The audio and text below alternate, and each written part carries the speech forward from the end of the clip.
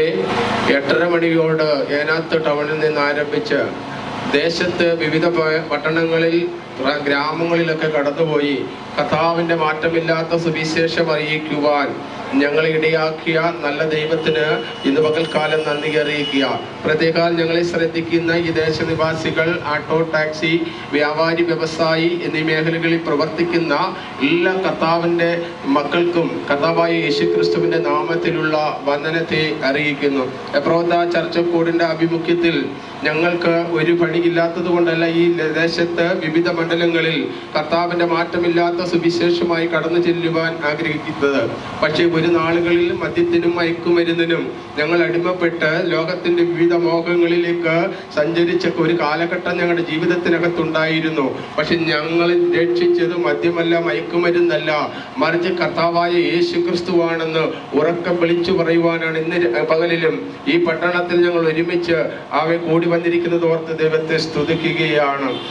വചനം ഇങ്ങനെ പറയുന്നു: സ്വാതന്ത്ര്യത്തിനായി ക്രിസ്തു നമ്മെ സ്വതന്ത്രമാക്കി, ആകയാൽ അതിൽ ഉറച്ചു നിൽക്കുകയും പിന്നെയും അടിമമുഖത്തിൽ കുടുങ്ങിപ്പോകരുത്. ഏതാണ് അടിമമുഖം എന്ന് ചോദിച്ചാൽ മദ്യമാകുന്ന അടിമമുഖം.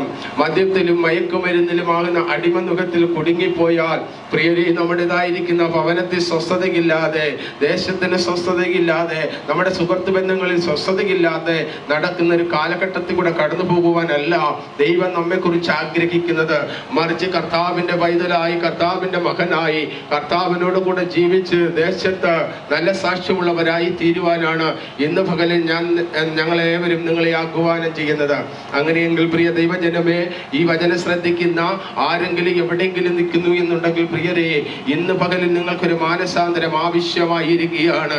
ഇതാണ് സുപ്രഭാത കാലം എന്ന് പറയുന്നത് പോലെ അവസരങ്ങൾ ഇനിയില്ല.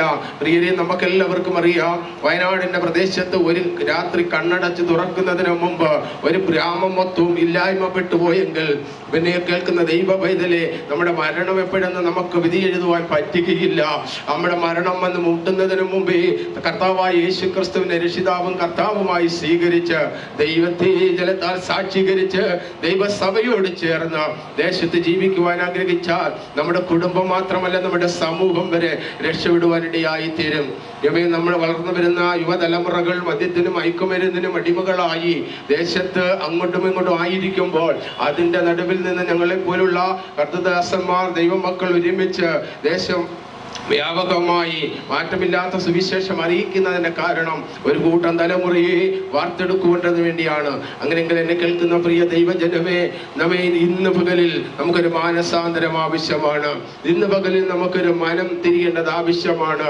അങ്ങനെയാണെങ്കിൽ എവരെയും അങ്ങനെ ആഹ്വാനം ചെയ്തുകൊണ്ട് അവയെ സമയം അനുവദിച്ച് തന്ന കർത്താവിൻ്റെ ദാസന് നന്ദി പറഞ്ഞ് വാക്കിൽ നിർമ്മിക്കുന്ന ദൈവം നമ്മെ സഹായിക്കുമാറാകട്ടെ. ആമേൻ.